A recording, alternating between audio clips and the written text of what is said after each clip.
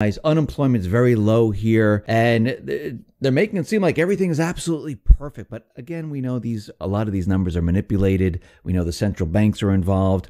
We're also hitting over $20 trillion in debt. From your vantage point and from everything that you've been researching and what you do here, when you look at the economy, how is the economy doing? Dave, excellent question, because the difference between the real growth of the United States economy and the growth of the equity markets in the United States is different. The United States is a well-developed country. Most of the people in the United States own the basic necessities and the essentials in life. They either own a home or rent a home, but the housing market is built from, modern homes. And the same goes for cars. Almost everyone in the U.S. either drives a car or has access to a car. Electricity is the same thing. People take this for granted, but in the rest of the world, Dave, and I know, because we've seen other countries in the world, people do not live like they live in the U.S. And the reason I'm saying this is because between 2009 and 2017, while the central bank in the U.S. eased monetary policy by lowering interest rates to zero and then negative rates and negative real rates, and then eased monetary policy by buying bond purchases and helping banks by funding their liquidity, etc. Their objective was to stimulate the economy into growth. But when a well-developed country doesn't need to grow naturally, people don't need new cars or new housing, or everything is already there for most of the demographics, you're not going to see growth. And so what they created is artificial growth. They must do it, otherwise we'll have a debt deflation because of all the excessive debt. So what you saw is a huge pile of debt piling up, and then it needs to this new credit needs to flow somewhere. But the private sector didn't want to borrow. You and I and the middle class, we look at, and this is how the middle class or people who are in need of loans think. If the Federal Reserve is easing and lowering rates, why would you borrow now if you know that next quarter they're going to lower even more, and next quarter even more? You're going to wait and wait and wait, right? And so most of the analysts and the gold bugs who predicted that easing would create massive inflation did not fully take into account that when you ease monetary policy, you create a situation where the market gets the signal that something is wrong. And when something is wrong, why would you borrow, right? If you're going to borrow and buy a house but you think the house is going to be worth less next year, you're going to hold back. And so people were buying stuff that they know, would it doesn't matter if they go down in price. So people took out a lot of car loans because, cars go down in price no matter what. But if there's an attractive rate to loan, you're going to take out a loan. So car payments are at a all-time high. Student loans are at all-time high. Credit card loans or credit card revolving debt is at all-time highs. So the consumer used credit for not to grow his own wealth and not to grow his small business. Who took advantage of all these? All the loans that are available, all the cheap credit? It was institutions, it was pension funds, it was the large corporations which borrowed at very, very silly low interest rates and bought their own stock, propping up the market. So that's how you create an artificial market, and that's how you enrich the rich while impoverishing the poor. So this 9-year period, what it did was create a wealth disparity, and you can see it in America right now. If you take a road trip, you'll see the disparity in the states. If you look at the different zip codes in metropolitan cities, you really see It's like two different countries within the same city. And if you go to the cities that you don't see on TV and you really dive down into America, it's a situation where one person, if you take a cut of 1,000 people, one person out of 1,000 has more wealth put together than the 900 of that 1,000 people group. There's a huge wealth disparity, and that's what the last 9 years have created. Now, since 2015, they've tried to reverse the books, but the public wasn't participating. So they started to tighten, but the public did not feel like tightening is signaling getting back to normal. But once Trump got elected, that was a huge signal that confidence is starting to come back. Usually presidents, when they come into office, because they know that their likelihood of impeachment at the first year is very low, they start with all the tough decisions, and they go after the things that will not interfere when they want to get reelected. So they wait for all the good stuff for year 3 and 4 so they can get reelected. Trump is doing the opposite. He's doing all the good stuff he's doing right now. So he's going for tax cuts, approved. Next, he's going to go for the infrastructure boom. Now, an infrastructure boom in America is something very positive for the economy. And so you see consumer confidence in all-time highs. You see small business hiring for the first time in years. You see many good things happening with regulations. And I think the biggest thing is it's a natural growth that's happening at 2 or 3%, and not this incredible 20% that you see in the stock market in 1 year. So that's unsustainable. But the U.S. is growing at about 2.5%, 3% a year, and that's due to the fact that the millennials have surpassed in numbers the baby boomers, and the millennials do need to create lives for themselves. So home, housing, cars, vacations, etc. They're going to start doing that. So you're going to see real growth in America going forward, but with this overhanging debt cloud. So you got two converging forces that are going to be needing to come to terms. And what, in my opinion, if the infrastructure boom is going to get approved, then Trump's approval ratings are going to be high enough to where he starts tackling the rough stuff, and the rough stuff is entitlements and the age of retirement in America, and what's going to happen with all the debt that's in the economy. So a few rough. 2018 is a year when you can really still make large gains with the fake economy.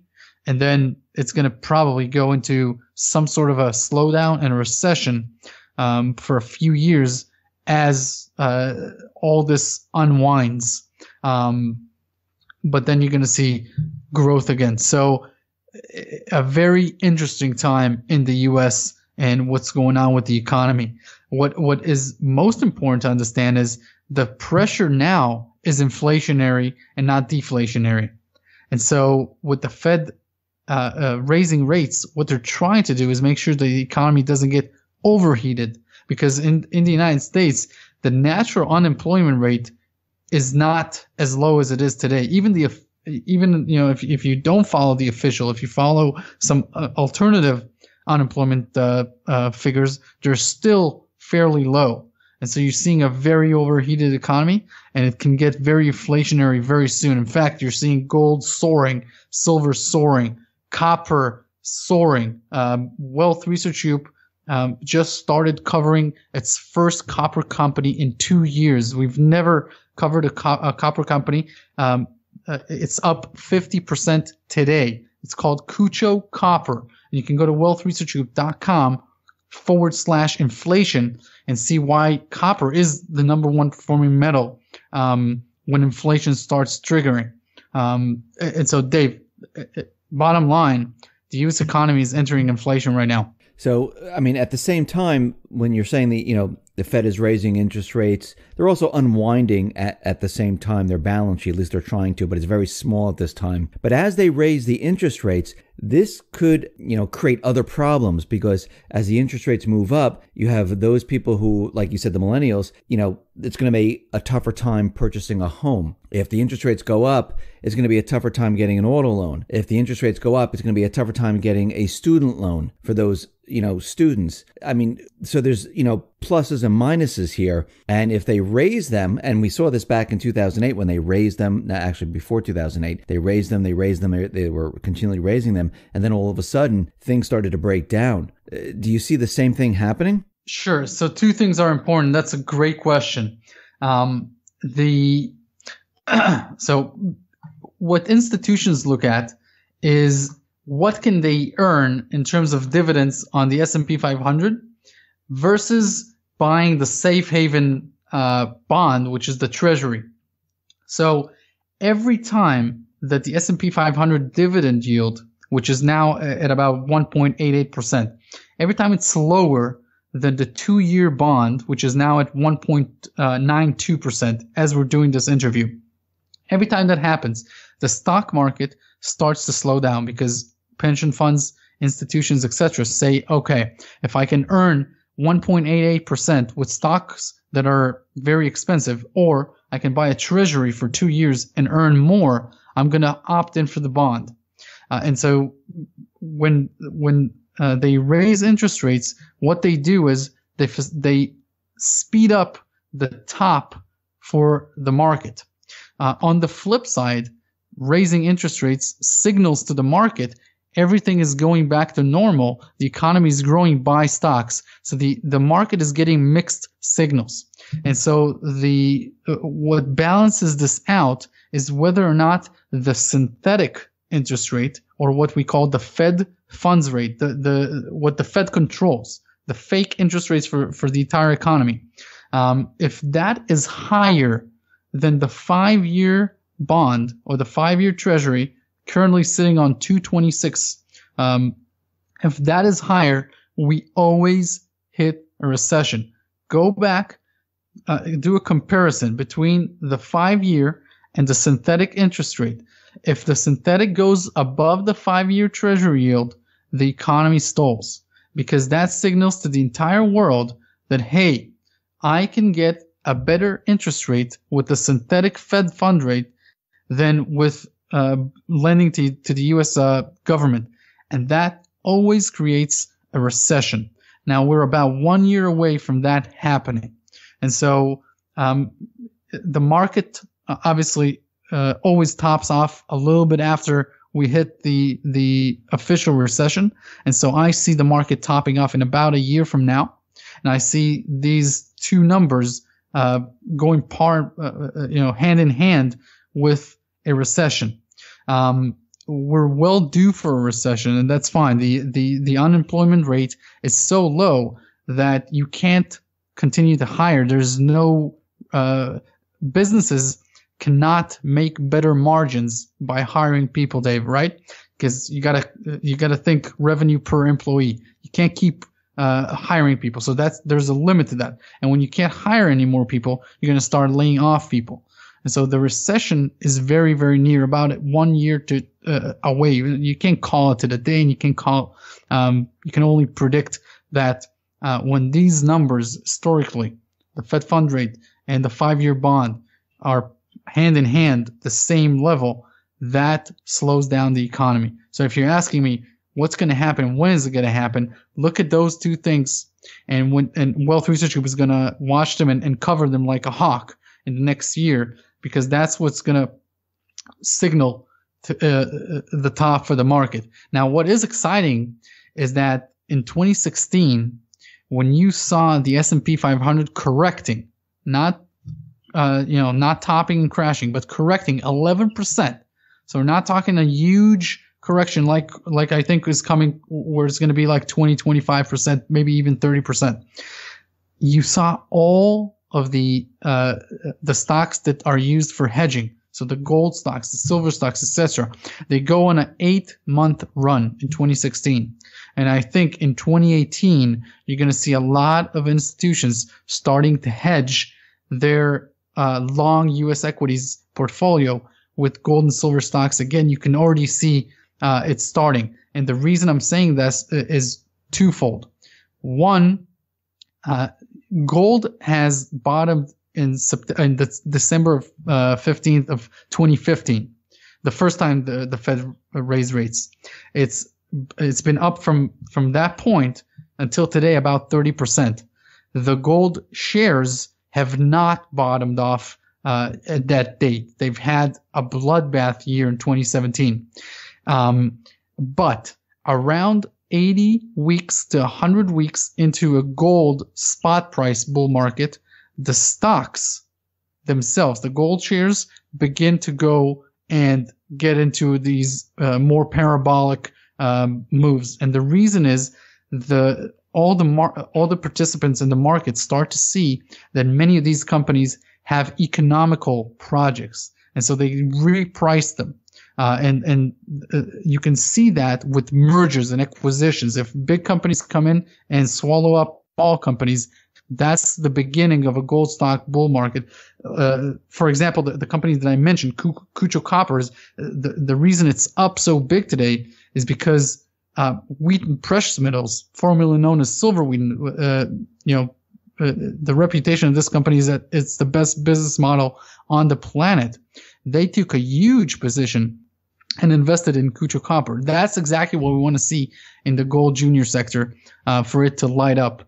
The other thing that's important is you saw Bitcoin's vulnerability in the last month, where it's down 50% and then recovering, etc. But the vulnerability of it showed participants in the market that if they want a speculative portfolio, they should diversify out of Bitcoin and into either other altcoins or into the gold and silver market or other commodities, which are far cheaper than cryptocurrencies right now. So you're seeing a lot of changes going into how people allocate their portfolios in 2018. To move forward with the gold discussion, the BRICS, they're looking to create a gold trading system. And from what we're seeing is they want this to go online in 2018. We're also seeing inflation now. Now, we have both of these things happening all at the same time. Now, do you think that the BRICS, where this is China, Russia, and the rest of the countries, they're looking at this, does this seem to you that they're trying to take control of the gold market? Because remember, China, Russia, and many of these countries have purchased a lot of gold. Do you think this is their move to take control of the price discovery of gold? What I think for sure is that these countries know that the US dollar is not a viable reserve currency anymore. It's acting like a kamikaze plane going down. It had its worst year in 7 years in 2017. And so when you own so much treasury like China does, and like Japan does, and like other countries around the world do, you cannot keep buying treasuries when the U.S. is not acting the way it did for the past 30 years. So Trump is a different animal than what they're used to. He's doing things in another way. And so they do not trust that they'll be treated the same way they did with other presidents, which are presidents of the deep state. Trump is trying to create a different type of paradigm. And so they cannot trust that he will play along in the game that has worked thus far for these countries, where they buy the debt and then the U.S. keeps, the trading with them in the same way, because he's trying to change a lot of the things that have been going on for decades. So what they're doing is they're trying to create a new system that will work for them, because they know that their economies demographically and in creditability are getting better while the U.S. is standing still. And so these countries, you mentioned Russia, China, and India. These are three countries that have a long tradition of backing their currencies with gold and silver. There's no reason why they won't do it in the 2000s and in the 21st century. China is going to be one of the biggest economy in the world by 2025 to 2030. So obviously, a dollar system is not where they want to take the world. What's going to happen is we're going to see a violent shift in the next few years, and I've talked about this a lot. The average U.S. citizen has got to come to terms with the fact that his ability to access credit is going to be very limited in about 5 years, and therefore the amount of debt that people have and the lack of savings that people have in America, that's going to come to a screeching halt at some point, at some particular moment, and from there on, the paradigm shift in the mainstream media and everywhere else will be into panic mode, and people are going to start, especially in the United States, to understand that what they've had until now was the luxury of having the reserve currency of the world at their disposal for good and for bad, and they're going to be left only with the bad. They're going to be left only with the debt and how to resolve it, and they might go into a scenario where they look like Japan, where they can't get rid of that debt for 2 or 3 decades, just hanging over their heads. It's a very rough situation, and the more these countries stem away from the dollar, the more it's damaging for citizens of the United States. And obviously, I'll put Europe at the same basket because the euro is very much influenced by what's going on with the United States. The paradigm that you were talking about with Trump, where he's doing things differently and, countries don't trust him and they're moving away from the dollar, his paradigm does not include the dollar being the reserve currency anymore. What he's trying to create is an economy that is more self-sustaining. So in other words, he's trying to limit globalization into the United States. So entrepreneurship will not get outsourced outside the U.S. That's what's been going on for 2 or 3 decades, where you see headquarters of large companies inside the U.S. because you got a lot of human skill in the U.S. with when it comes to their business savvy. So you see, for example, Johnson & Johnson, Procter & Gamble, Coca-Cola, all the major headquarters in the U.S., but all the operations are outside the U.S. And what he's trying to do is trying to bring home jobs, trying to bring home more capital by doing tax cuts and building the United States as its own self-sustainable economy. It's been tried many times before by many other presidents. The intent is good, but the consequence is horrible. China was the world's largest country, largest empire by far, about 700 years ago, when they decided to take all their wealth and lock it up, all their secrets, all their trading, abilities, and put a wall, an actual wall on their country, which Trump has proposed as well. That has not been favorable to them. Once they did that, they cut themselves from the rest of the world, and they went on to become a communist country like 500 years later, and a very poor country. Closing down borders is not the right strategy, in my opinion. And Trump has got to realize also that jobs are not coming back. Automation is coming, and he needs to prepare citizens for how to have a job in a world where jobs are becoming more scarce. And he needs to navigate the U.S. into the fields of the future and not the fields of the past, like manufacturing. Because those jobs are not going to come back to the U.S. unless you're talking about the high quality manufacturing that the U.S. can do that other countries cannot do. Dave, it's a very unique world that is changing very fast, and in my opinion, the underlying theme, if you hear nothing else from this interview, is that you have got to find out the skill that you have that is unique to you, and you can do it at a very high level going forward. And that's where you're going to excel at. You can't wait for the government, and you can't wait for the president to navigate your life for you, because he can do many mistakes, and he's not there in 4 years. You need to forget about the government in terms of how you run your life and how you run your finances. You need to focus on your skills and on your portfolio. And the biggest thing right now is that after 9 years of a long U.S. equities bull market, you're going to see changes right now. And what the U.S. has managed to do is alienate the U.S. dollar from the rest of the world. That's why you saw it suffering from its worst year. 2017 was a very bad year for the U.S. index, and that's coming after a 35% bull market in the last 6 years, which obviously corresponded with a gold bear market. And so right now you're seeing that trend reverse. Gold is entering a bull market, a very healthy bull market, and the dollar is going to go into a bear market. And so in a bear market U.S. dollar economy, you can make a lot of money, and that's what you need to focus on right now.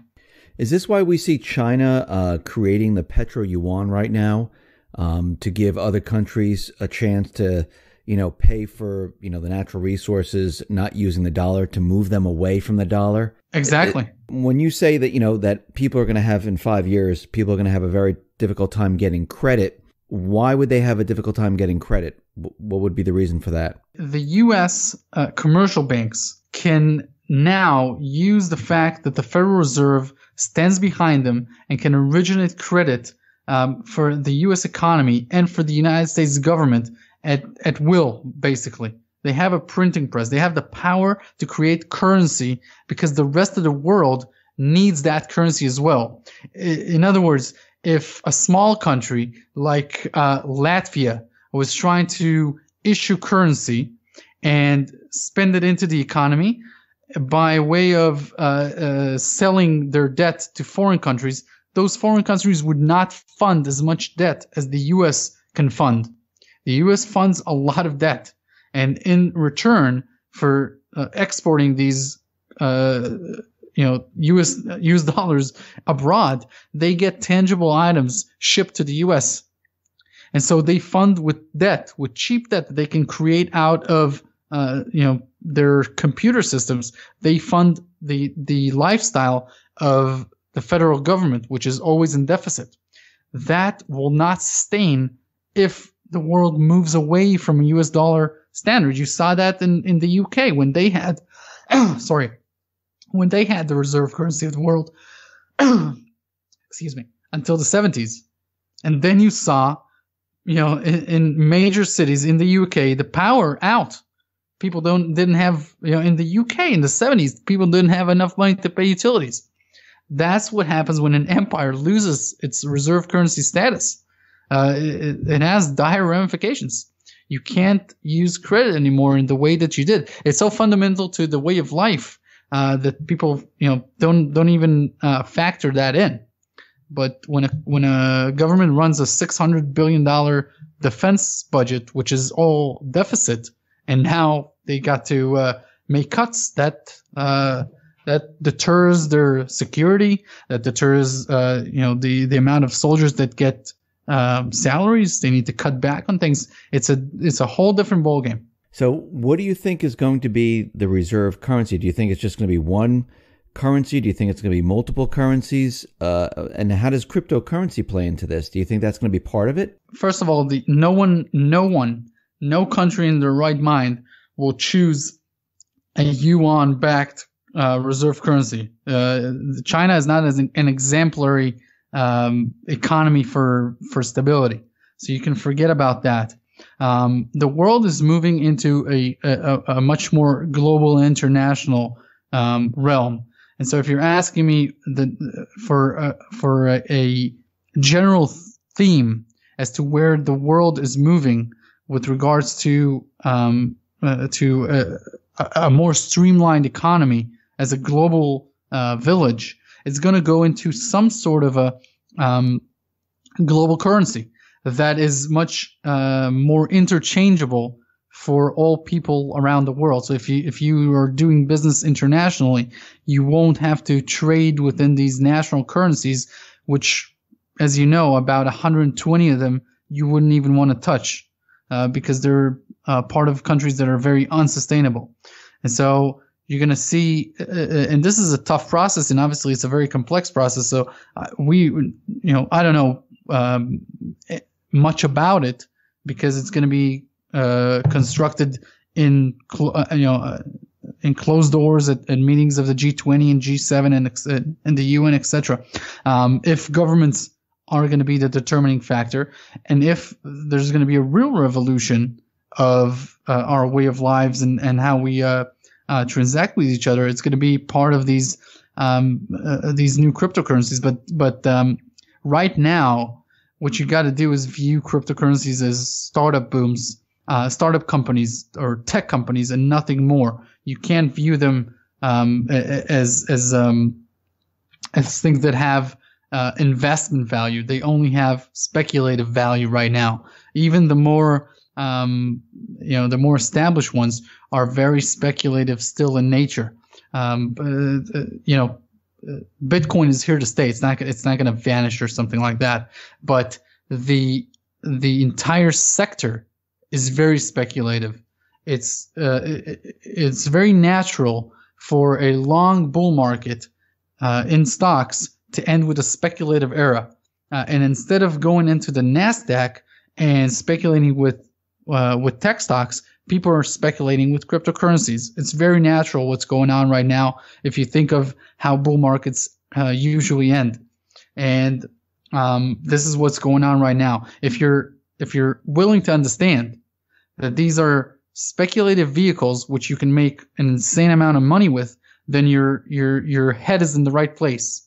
But if you think about Bitcoin as digital gold, you're mistaken.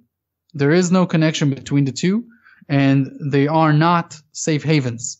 They're speculative gains vehicles. So in 2016, 2017, for example, Wealth Research Group covered Bitcoin at 400. It went to 19,000. It covered Ethereum at $12. It went to over $700.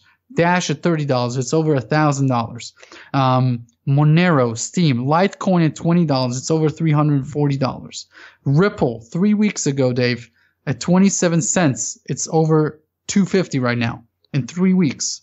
And right now we're coming out with our top 5 new cryptocurrencies for 2018 this Friday on the newsletter, on the free newsletter. Obviously, your listeners can take for a test drive at our site. So if you understand that these are massive gains that you can create, you're in the right mindset. But it's very speculative, and most of the exchanges, Dave, are backlogged. If you try and buy some of these cryptocurrencies today, you're going to have at least a day or two of trying to verify your account. Then you're going to try and buy some of these cryptocurrencies. You're going to hit a wall where you're going to only buy like $100 or $500 worth. These are not the exchanges are so overloaded that you cannot buy large sums of some of these altcoins. That's why in 2018 you're going to see blockchain publicly traded companies coming in, because that's where there's not going to be any liquidity problem, and institutions will choose those over cryptocurrencies. The stocks, the companies are going to be the connecting bridge between whoever wants to invest in cryptocurrencies and whoever has larger sums of money. To give you an example, with Ripple, subscribers emailed us that they've turned $300 into $3,000 or $500 into $5,000, etc. But when we covered the first ever pure blockchain mining company that started trading in September, Hive Blockchain Tech, people emailed us that they've turned 10,000 into 80,000. So they were able to come in with larger chunks. And that's going to happen in 2018 as well. And we're actively looking for our next big blockchain companies that we want to cover at Wealth Research Group. Now the central banks, they're also looking at blockchain, and I think they're very nervous that they're going to miss the boat like governments did with the internet, where they said, "Oh, the internet's not that big of a deal, social media is not that big of a deal," and then alternative media started popping up, and they started to realize, like, "Oh, wait a minute, there's something to this, and we should have been involved and controlling it at that time," just like they controlled the 5 news organizations here in the U.S. and others around the world. And I think the banks, the central banks, are looking at the blockchain technology, and I think they're saying that, something, we can use this because we have Barclays, Credit Suisse, Canadian Imperial Bank of Commerce, HSBC, and many others, plus central banks, working on their own coins, like they're working on the utility settlement coin. And I think what they're looking... Wouldn't expect less of them. Yeah, and I think what they want to do, and of course this is what they've done with strip away electronics and blips and all that, zeros and ones. Look at the currency system right before the central bank came in, where they needed to pass a law to force everyone to use their currency system. What they did was they made the present currency system at that time in 1913, before that, very volatile. And they said, "Oh, we can control it, we can manage it, we can take care of it." And they might do the same thing today with certain coins that are out there, where they might say, "Oh, look, see how volatile Bitcoin is? See how volatile this coin is? Let us manage it. We have," and already they have coins waiting in the wing. It's not like they have to develop them. They always have them. They've been working on them. It's certainly a possibility. Yeah, and I'm saying is I see them, moving into this realm because they're looking at it as, hey, we can use this system. I know a lot of people think that the government created this, or the central banks created this whole blockchain thing, but if they did, they would have been right out there in the forefront saying, "This is our system. We're going to loan this with interest attached," and they would have a whole thing. I think they're coming in on the backside, not realizing what happened here. And I think they're trying to get in on it and take control of it. And if they do take control of it, I mean, this could be their worldwide currency that they could use, because they would. The entire, when changes happen, when these kinds of large changes happen, the bad players in the market, the people that wake up in the morning and they're not like us. They're not regular people. They think in terms of dominance, and the politicians and the central bankers, they have a different viewpoint of the world, and a different viewpoint of people. They think that they're better. I'm not talking all of them. I'm talking the top echelons of government throughout history. If you are attracted into these sectors of banking and credit and of politics, you are in the business of controlling other people.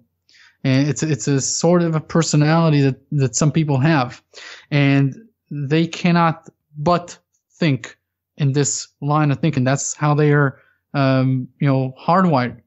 And so when these sort of changes or revolutions occur, they try to bank as much as they can from this revolution, from this crisis. It's one of their themes, Dave. As you probably remember, Timothy Geithner said, "We cannot let a good crisis go away in vain." So they are like a scavenger hunting for crises, so they can present the public with new solutions that are furthering their agenda.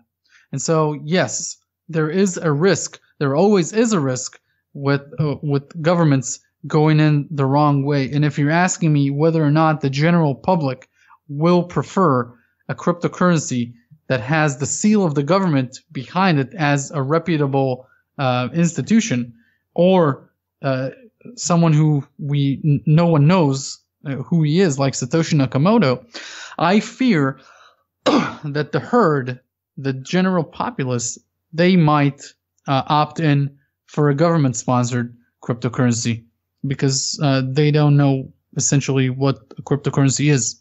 And so if they see something that has to do with money and the government, then they might choose this over the other. It's all about what the public is willing to accept. At the bottom line, it's not something that's in my control or your control. We can do whatever we can, and this kind of a show where you're educating the public is exactly what what we can do, our part.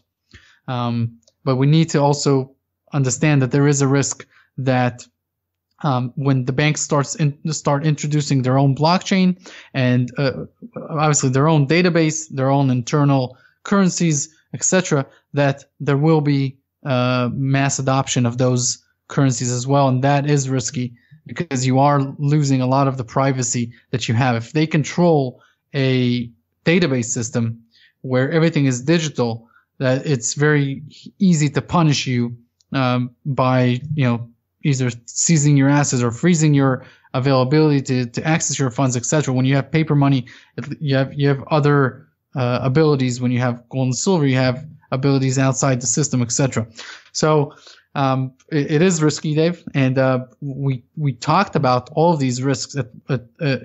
We created an entire report about the risk of losing your privacy with cryptocurrencies at wealthresearchgroup.com/rocket, ROCKET. So you can access that, and we talk about that a lot because regulations are coming in 2018 to cryptocurrencies and to this entire sector, and you've really got to